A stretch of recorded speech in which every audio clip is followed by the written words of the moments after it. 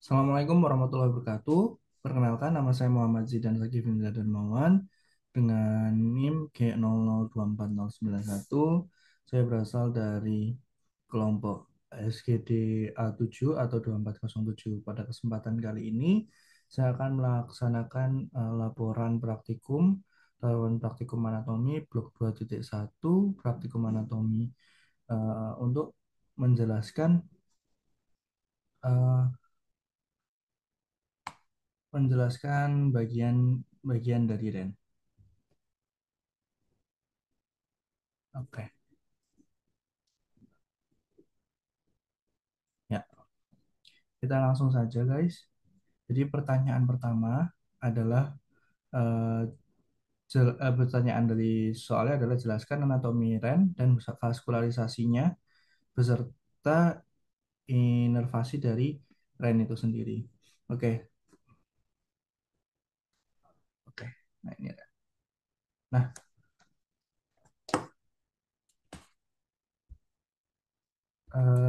REN sendiri itu memiliki fungsi untuk menyaring darah yang darah itu kan masih banyak zat-zat yang masih tidak diperlukan di tubuh.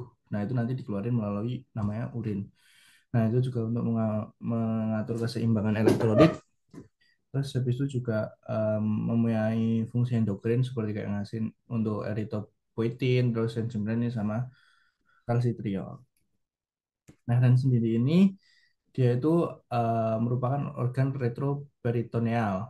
Nah, dia juga punya glandula adrenal di bagian paulus superiornya atau bagian atasnya, dan juga letaknya sendiri ini yang kanan sama yang kiri berbeda. Di yang sebelah kanan itu dia atau Rendextra itu lebih rendah daripada Ren sinistra karena adanya perdesakan dari lobus hepatis yang dekstra. Nah,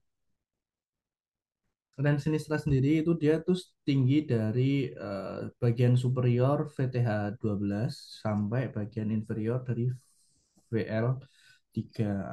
Nah, untuk Dextra sendiri nanti dia sekitar setengah vertebral lebih rendah daripada yang sinistra. Maaf. Nah, terus di Ren sendiri itu dia juga ada fiksatornya. Nah, ini gambarnya. Yang kanan sama yang kiri kan lebih rendah kan. Ini yang kanan lebih rendah daripada yang kiri. Nah, terus habis itu fiksatornya sendiri, Ren itu ada empat ya. Ada yang namanya kapsula fibrosa, itu dia dari bagian dalam dulu. Jadi Ren dilapisi sama yang namanya kapsula fibrosa. Terus habis itu ada perirenal fat, terus habis itu ada fascias renalis, terus habis itu ada eh, pararenal fat. Nah, perirenal fat dan pararenal fat ini nanti kalau bergabung namanya eh, corpus adiposum itu pararenal sama perirenal fat. Itu untuk pembungkusnya dulu ya guys. Nah, untuk fiksatornya sendiri, fiksatornya Ren itu dia untuk ngefiksasi atau nyokong Ren biar nggak goyang-goyang kemana-mana. Itu ada tiga, yaitu tadi ada fascia renalis, terus ada arteria vena renalis, sama ada corpus adiposum. Corpus adiposum itu dari pararenal sama perirenal fat. Nah, ini kan lemak ini kan berfungsi untuk menjaga Ren biar nggak kemana-mana. Nah, kalau misalnya ada namanya Ren tuh, kalau misalnya orang diet berlebihan secara drastis, lemaknya hilang, Ren tuh bisa bergerak-gerak atau namanya penyakitnya adalah Ren mobilis. Terus habis itu ada namanya Ren tuh nanti dia jatuh waktu klinis ya, itu namanya neproptosis atau renptosis. Nah, itu ptosis itu kan jatuh kan. Jadi Rena itu jatuh karena tidak ada fiksator dari lemak-lemaknya ini. Jadi kalau misalnya mau diet pelan-pelan aja. Terus eh Rena sendiri ini udah. Nah, bagian strukturnya dari internal sama eksternalnya Ren itu ada beberapa. Untuk eksternalnya sendiri dia ada yang namanya eh fascia. Mana fascia? Ya, Ada facies. Facies itu ada bagian depan sama belakang. Nah, ini facies anterior. Terus ada ekstremitas. Ada ekstremitas inferior, ada ekstremitas superior. Terus habis itu ada margo lateral. Margo ada lateral sama ada margo medial. Nah, untuk ekstremitas yang superior, dia itu nanti akan berhubungan langsung dengan yang namanya glandula suprarenalis. Nah, di sini tuh ada glandula suprarenalis ini. Ini kayak gini nih, ada glandula suprarenalisnya. Terus nanti di margo medial ya, itu nanti ada yang namanya hilum renalis atau hilus renalis. Ada hilus renalis, ini nih, cekungan ini. Pokoknya cekungan namanya hilus renalis. Nah, cekungannya ini penting ya. Jadi itu dia nanti ada tiga ada tiga isi yang penting. Yang pertama itu ada vena renalis, arteri renalis, sama pelvis renalis. Nah, kalau misalnya dia dari belakang, pokoknya nanti posisinya pelvis renalis ini dia di belakang. Ini belakang atau nanti dia posterior, vena renalis itu dia bagian anterior, sama arteri renalis itu dia bagian media. Jadi urut gitu. Kalau misalnya dari anterior ya berarti vena dulu, arteri, baru pelvis. Kalau dari posterior berarti pelvis dulu, vena, arteri gitu. Nah, kalau struktur internalnya sendiri itu tuh banyak ya. Tapi sebenarnya tuh struktur internal dari REN itu dia dibagi menjadi dua doang, yaitu di cortex renalis atau bagian luarnya ini cortex renalis, dan juga medulla renalis. Nah, medulla renalis tuh yang ini, yang pokoknya yang ini, bagian segitiganya. Loh, hilang Rek. Kegeser. Nah, medulla renalisnya tuh ini, yang bagian segitiganya ini. Nah, itu nanti ada piramida, ada atau piramida renalis ini. Nah, di situ nanti ada kayak papila renalis, terus habis itu ada foramina foramina papilaris, terus habis itu juga ada kalix. Kalix itu dia nanti sebelum eh, sebelum ke ini. Kalix itu kayak cabang-cabangannya ini, namanya kalix. Nih, ini kalix, kalix, kalix.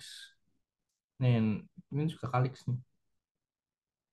Nah, kalix itu jadi saluran dari eh, medula renalisnya dulu. Jadi dia dari beberapa medula renalis, jadi dari medula renalis itu kalix minor, terus dari beberapa kalix minor 1 sampai 3 kalix minor itu nanti menjadi namanya kalix mayor. Nah, dari kalix mayor nanti dia akan menuju ke pelvis renalis, terus habis itu ke ureter gitu. Terus ada namanya sinus renalis. Nah, sinus renalis itu dia tuh bagian pelebaran dari hilusnya sendiri. Ya loh. Nah, sinus renalis itu nanti dia pelebaran dari hilusnya sendiri. Gitu. Terus untuk vaskularisasi sama inervasinya sendiri, untuk vaskularisasinya, adalah arteri renalis ini itu merupakan cabang dari aorta abdominalis, dan dia nanti masuk ke arteri renalis. Nah, dia akan mencabang lagi menjadi arteri renalis dextra sama sinestra, kanan sama kiri kan, karena ren ada dua. Terus habis itu eh, waktu masuk ke hilus dia tuh bakal mau masuk ke hilus, dia akan menjadi dua anterior, ramus anterior arteri renalis sama ramus posterior arteri renalis. Nih yang atas sama yang bawah. Yang atas nanti akan vaskularisasi ren bagian atas, yang bawah juga akan masuk vaskularisasi ren bagian bawah. Terus habis dari ramus posterior atau cabang posterior arteri renalis sama anteriornya nanti menjadi arteri lobaris.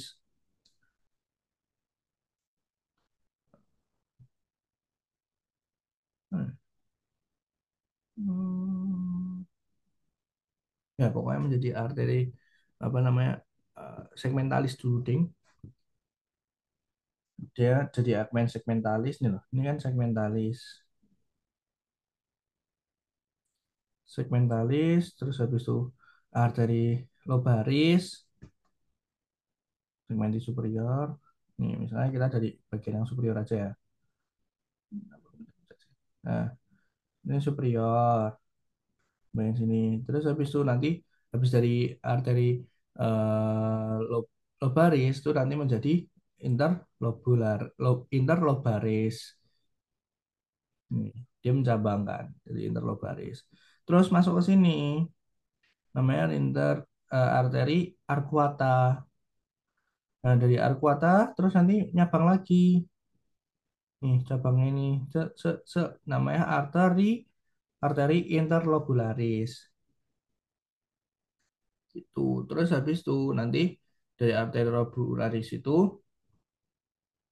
dibawa sama arteri aferen glomerulus. Pokoknya arteri aferen. Dia nanti bawa eh, arteria menuju ke glomerulus.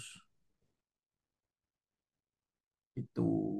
Nah, untuk terus habis dari arteri glomerulus dia menjadi ke arteri rektal untuk ngereabsorpsi di tubulus ginjal dari aferen terus ke eferen terus ke arteri rektal. Cuma di gambar ini nggak kelihatan. Itu guys. Oh iya, terus habis itu untuk eh inervasia sendiri eh dan itu ada beberapa plexus ya. Satu plexus. Plexus itu kan ruwet apa ya? Kumpulan kayak ruwet gitu. Banyak lekuan. Itu ada dari nervus somatik, simpatis sama parasimpatis. Nah, nervus somatiknya itu nanti dari Splanchniki pelvici, terus habis itu dari Splanchniki mayor itu tuh yang punya simpatis sama Splanchniki minor juga. Terus habis itu parasimpatisnya itu nanti dari nervus vagus gitu. Oh ya, udah ya. Udah mungkin segitu dulu teman-teman. Eh, Penjelasan tentang tugasnya, penjelasan tentang praktikum hari ini, praktikum apa laprak anatomi eh, laporan praktikum yang bagian renalis. Mungkin cukup dari saya sekian, kurang lebih mohon maaf. Wassalamualaikum warahmatullahi wabarakatuh.